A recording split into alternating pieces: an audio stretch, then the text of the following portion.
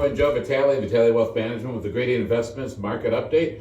All the information is gathered as of the week for December 9th. Let's talk about the week in review. The S&P 500 was up nearly 1% for the week. The Dow Jones was up the opposite direction, was down 0.53. The standout for the week was the NASDAQ, which was up 3.36%.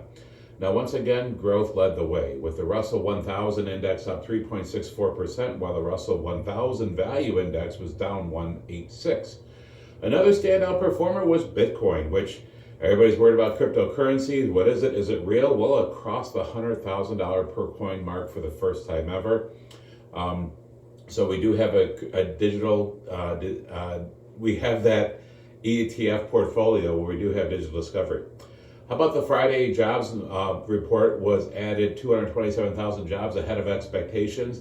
That employment rate ticked slightly higher to 4.2%. But the market liked the data. It was right in line with what they wanted to see. How about the Consumer Price Index report scheduled for release on Wednesday? Will give the federal government another data point ahead of its December meeting for 17-18 next week. The PPI will be released on Thursday, and we actually just saw it. Today's Thursday, the market is up. They do like the numbers for the CPI, the PPI. They like the inflation data. It's right where they want to see it, so the market's happy about that.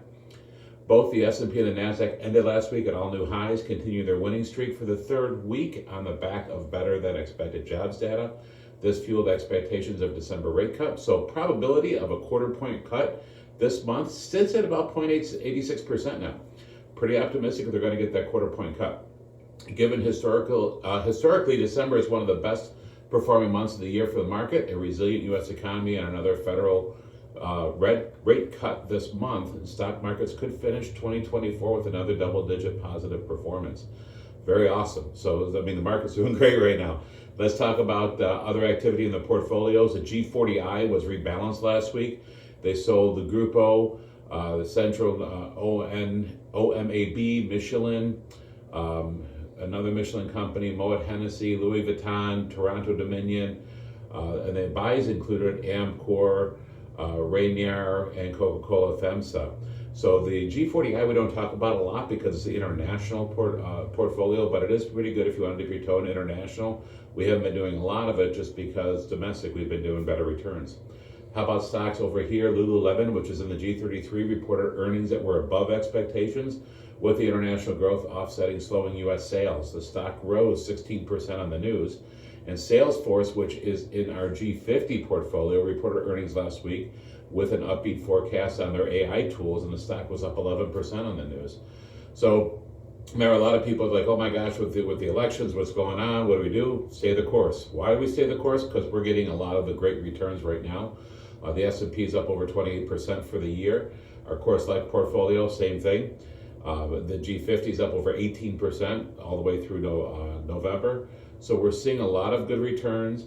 What's happening next year? We're still optimistic about next year. Yeah, I think we're going to see a little volatility because once the new agenda goes in with the new regulations and cutting, we're going to start to see the market's going to react. They're going to get a little concerned about that. Global tensions, I think we're going to pull back a little bit, but moving forward, we're in for, I think, another bull run. So I'm really optimistic. But that being said, we have to make sure we've got money safe on the side. So as you need to, we can get it. So that's why we always have our safe money and our growth money. But any questions, give me a call. 855-756-5700. Visit us at vitalewealth.com. Looking so forward to seeing a lot of you tomorrow at our client Christmas party. God bless you. We'll see you again next week.